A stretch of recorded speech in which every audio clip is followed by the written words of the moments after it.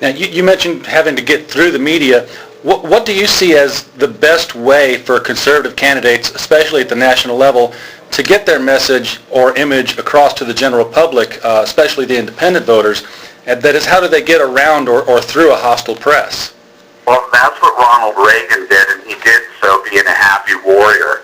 But look, the Democrat media complex, which is what I call it, which is the natural alliance of the Democratic Party, liberal interest groups, and the mainstream media, it acts as a wall for conservative ideas.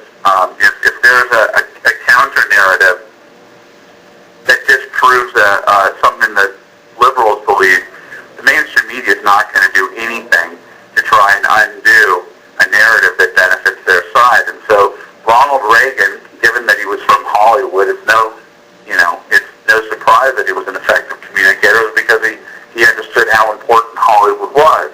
And he would talk around the media, he would talk over it, and so they would ask him a question, he would talk to America. He didn't care what the premise of the question was. He would talk to the American people. He didn't accept the premise that he was stupid, which they wanted to portray him as.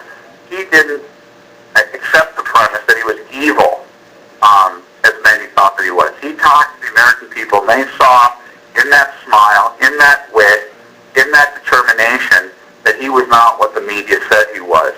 And, in this current environment right now, we have a bunch of candidates who are languishing at 2 and 3% in terms of, popularity.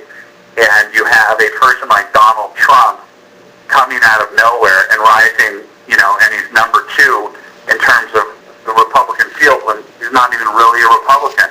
It's because this guy knows how to wield popular culture.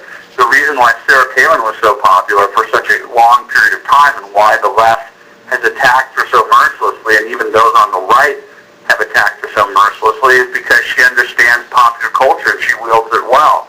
And many in the Beltway, including conservatives, are threatened by her. The person who knows how to play the media, who knows how to talk over the media, who knows how to wield the media, is the one who's going to win. Barack Obama understood that perfectly well in 2008. That's how come he won.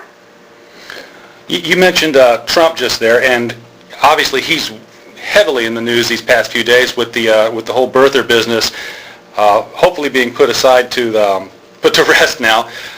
Karl Rove is on record as saying that he thought the whole birther business was a trap, and that they were holding back on the full form so that they could paint those promoting his possible ineligibility as a tinfoil hat-wearing, vaguely racist fringe. And I was wondering what your take on was on that.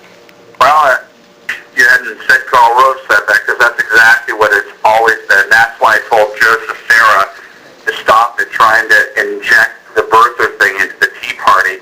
He wanted to toxify the Tea Party. For the first time ever, the American middle class decided in its individual mindset, families who ordinarily were out at Costco on the weekend or working in their yard or going to Little League games, started to get together and say, let's talk about fiscal responsibility, let's talk about a return to the basics, and the Constitution as our roadmap.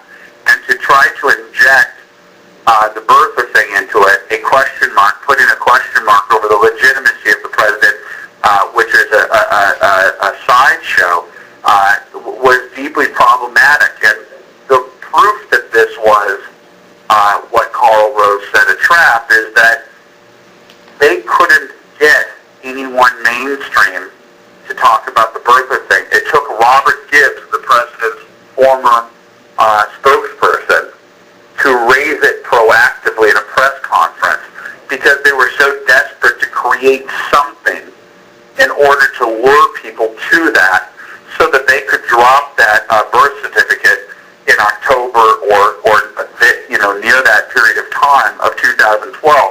So I thank the strategist in Donald Trump for luring that very cynical ploy to be played out in April of 2011, a year and a half